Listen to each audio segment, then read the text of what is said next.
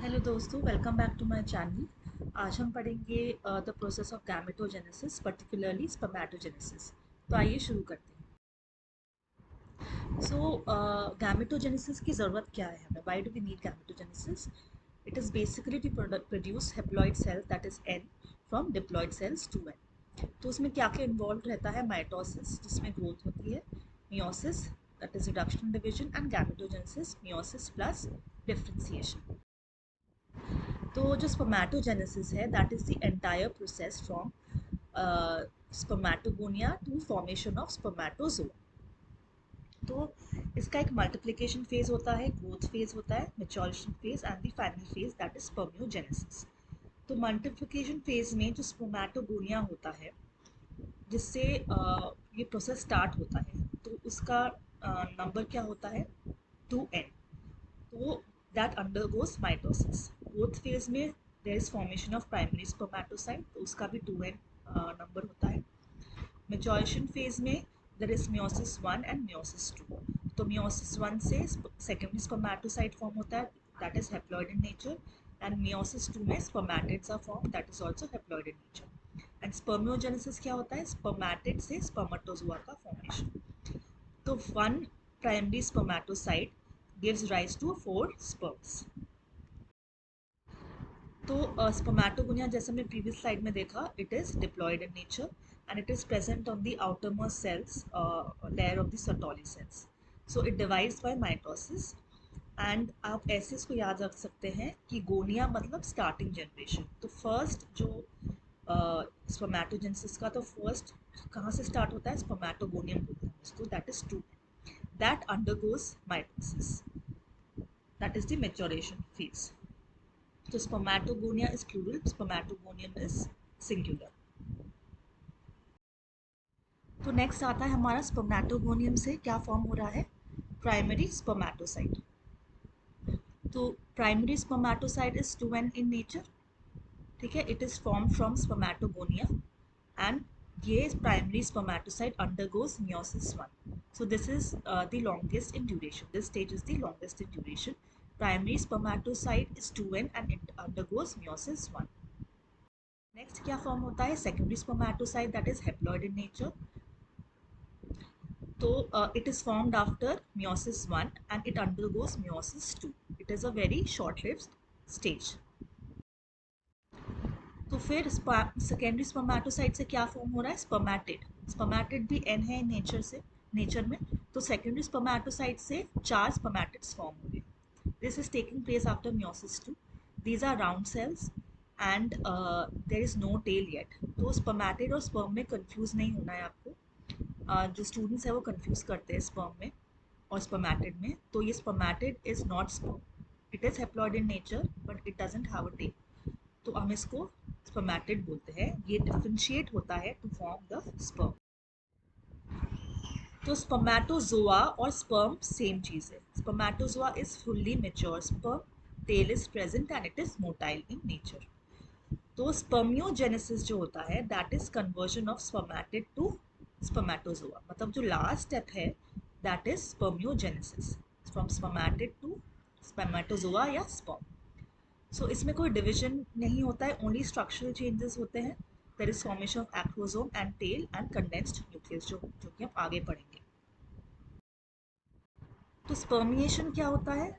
जो रिलीज होता है, स्पर्म जब रिलीज होता है from Sertoli cells into the lumen, उस प्रोसेस को हम स्पर्मिएशन कहते हैं। तो जेनेसिस का मतलब क्या होता है? फॉर्मेशन। एंड स्पर्मिएशन आप याद रख सकते हैं, तो सफिक्स है ATION, दैट इज रिलीज। तो spermiation is release of spermatozoa from the Sertoli cells. Spermatogenesis is the whole process, ठीक है। स्पर्मेटोजेनेसिस मतलब फॉर्मेशन ऑफ स्पर्म्स, जेनेसिस मतलब formation, so that is the whole process। Spermatogonia is the starting, जहाँ से हमारा sperm बनना start होगा। Starting material है वो स्पर्मेटोगोनिया। फिर आता है प्राइमरी स्पर्मेटोसाइट, जो कि 2n है। सेकेंडरी जब आता है तो हम वो हेप्लॉइड होता है। फिर आता है स्पर्मेटिड हमारा, देन आता है हमारा स्पर्मेटोगोनिया, सॉरी स्पर्मेटोजोआ या स्पर्म। तो स्पर्मिएशन होता है हमारा जब रिलीज होता है spermatozoa from Sertoli cells into the lumen. तो ये जो पूरा स्पर्मेटोजेनेसिस का प्रोसेस कब स्टार्ट होता है? At the age of puberty. And ये क्या सिग्नल मिलता है जिससे स्पर्मेटोजेनेसिस स्टार्ट होता है? There is increase in the secretion of gonadotropic releasing hormone. तो गोनाडोट्रोपिक रिलीजिंग हार्मोन स्टिमुलेट करता है formation of LH and FSH। तो LH acts at the Leydig cells and stimulates synthesis and secretion of androgens. And androgen stimulates the process of spermatogenesis. And FSH acts on the Sertoli cells and stimulates secretion of some factors which help in the process of spermiogenesis. Spermiogenesis मतलब जो spermatid से spermatozoa या sperm जो हमारा बन रहा है, last process that is spermiogenesis. तो आप टर्म से बिल्कुल कंफ्यूज नहीं होना है।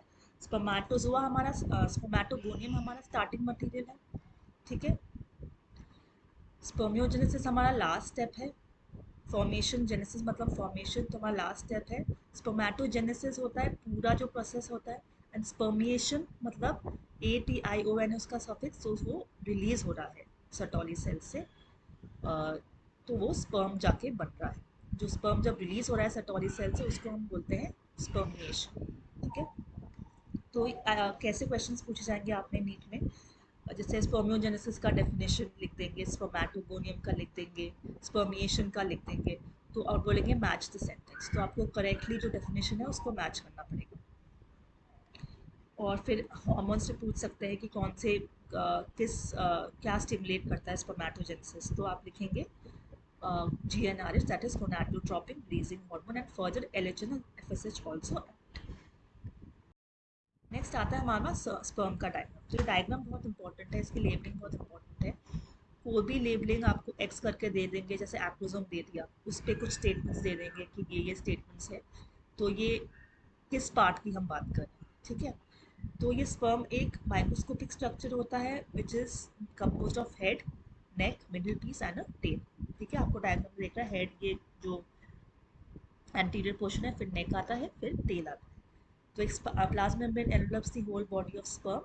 Head contains an elongated haploid nucleus, ठीक है। हेड में न्यूक्लियस होता है जिसमें क्रोमोसोमल मटेरियल होता है। हेड का जो एंटीरियर पोर्शन होता है, कैप लाइक स्ट्रक्चर, उसको हम बोलते हैं एक्रोसोम। तो एक्रोसोम का क्या फंक्शन होता है? It is filled with enzymes that help fertilization of the ovum. Fertilization में हम आगे पढ़ेंगे, एक्रोसोम का उसमें रोल होता है।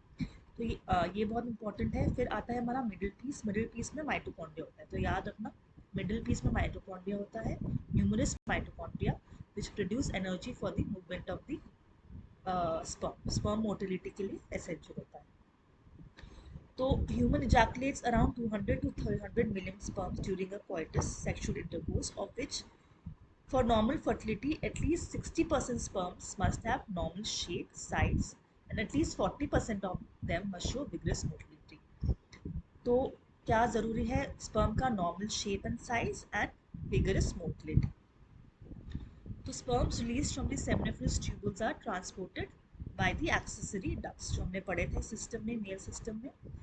Secretions of epididymis, vas deferens, seminal vesicle and prostate are necessary for maturation and motility of sperms. हमने पढ़ा था कि prostate they secrete nutritional substances that are necessary for the maturation and motility of sperms. And the seminal plasma along with the sperms constitute the semen. तो semen में क्या क्या है? sperm है plus seminal plasma है, ठीक है।